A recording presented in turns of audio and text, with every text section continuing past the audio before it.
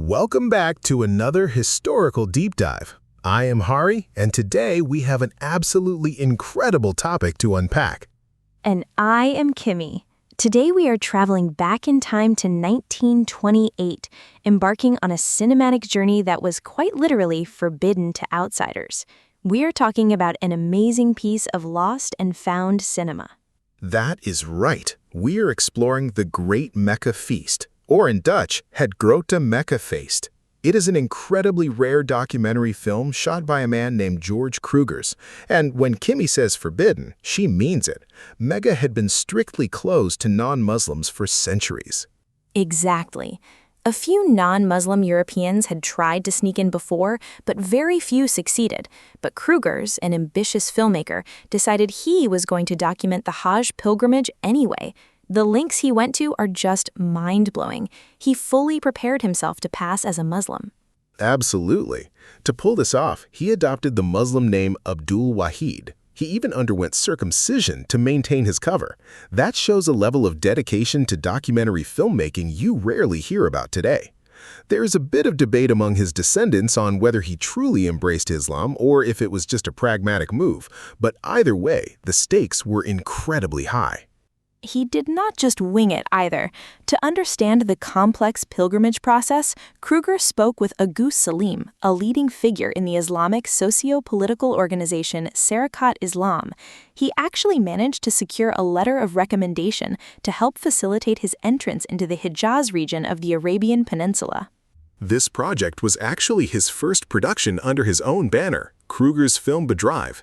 He established it after gaining experience doing cinematography on a 1926 film called Lutung Kasarung and directing Ulis Achi in 1927 for the Java Film Company. Filming for this documentary officially began in Bandung, West Java on the 3rd of February 1928. And let's talk about the film itself, which spans 4 reels and runs for 72 minutes. It's structured beautifully into 4 distinct acts. It starts all the way back in the Dutch East Indies, which is modern-day Indonesia, opening with a group of rural men buying their tickets for the Hajj. Armed with a Bell & Howell Emo 35mm camera, Krugers follows them as they travel from Tanjung Priok aboard the SS Madiun.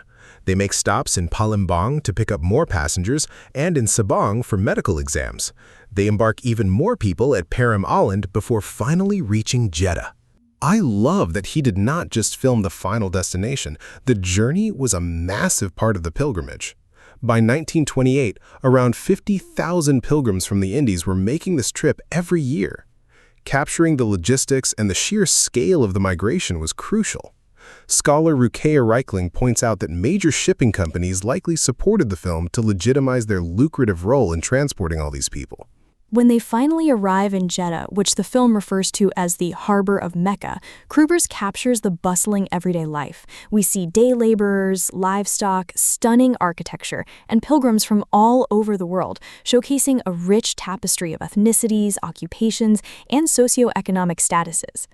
Some travelers are on camelback, others are walking on foot. When they reach Mecca, we get to see landmarks like the Zamzam well and the Kaaba. But here is a fascinating filmmaking detail. Film scholar Sandeep Ray noted that Krugers kept his distance during certain rituals, perhaps to avoid drawing attention to his bulky camera equipment. Right. He filmed the Kaaba from a high vantage point rather than getting down into the densely packed crowd. But he did manage to capture some incredible moments, including the arrival of King Ibn Saud, which is a massive historical cameo. We also see the pilgrims doing Friday prayers, running between the Safa and Marwa hills, and circumambulating the Kaaba. The film also provides a valuable historical record of practices that have evolved. For example, it shows animals being ritually slaughtered directly in front of the pilgrims, which is something that has since been phased out of the modern Hajj experience. The documentary covers the journeys to Arafat, Medina, and Mina, known as the City of Tents, where they perform the stoning of the devil ritual. Finally, on the 5th day, they wrap up the pilgrimage, head back to Jeddah, and board a Royal Rotterdam Lloyd ship to go home. They're even seen off by Daniel Vandermeulen, the Dutch consul to Jeddah, who was heavily involved behind the scenes. That involvement brings up the critical academic perspective. Reichling argues that the film bears a distinct colonial gaze. Krugers relied on established colonial networks, informants, and local authorities who were fully aware of his project. The Dutch government wanted to position itself as a vigilant yet considerate guardian of the Hajj. And while it is an amazing historical document, it has limitations. Reichling notes significant inaccuracies and omissions. Krugers missed the standing in prayer on the day of Arafah, the communal Eid prayer, and the hair removal ritual. Furthermore, he entirely failed to represent the experiences of women on the pilgrimage. Despite those gaps, its release was a massive event. Krugers edited the film back in Bandung, preparing 113 intertitles. It screened first in Batavia at Decca Park in August 1928. That was incredibly rare. The only other documentary in the Indies to get similar theatrical showings was Willie Mullins's De Pest op Java in 1926. Krugers then packed up his family and headed to the Netherlands, hoping the film would be selected for the 1931 Paris Colonial Exposition. The European premiere in Leiden in November 1928 was a star-studded affair. Princess Juliana attended, along with Minister of the Colonies Jacob Christian Koningsberger and former Governor-General Alexander Edinburgh. The famous Dutch Orientalist Christian Snack Hurgronje, who had previously taken photographs of Mecca himself, even gave the introductory speech. Newspapers were mostly glowing, leaning heavily into the forbiddenness angle. One paper sensationally claimed that if Krugers had been discovered, he certainly would have received the death penalty. Other papers praised specific elements.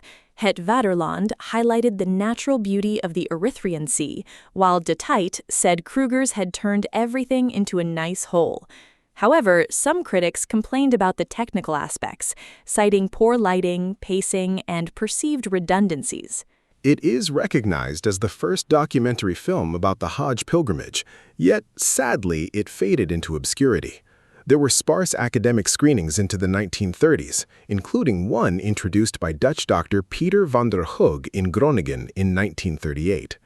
After that, no screenings were recorded for decades. Thankfully, it is the only one of Krugers' films not considered lost.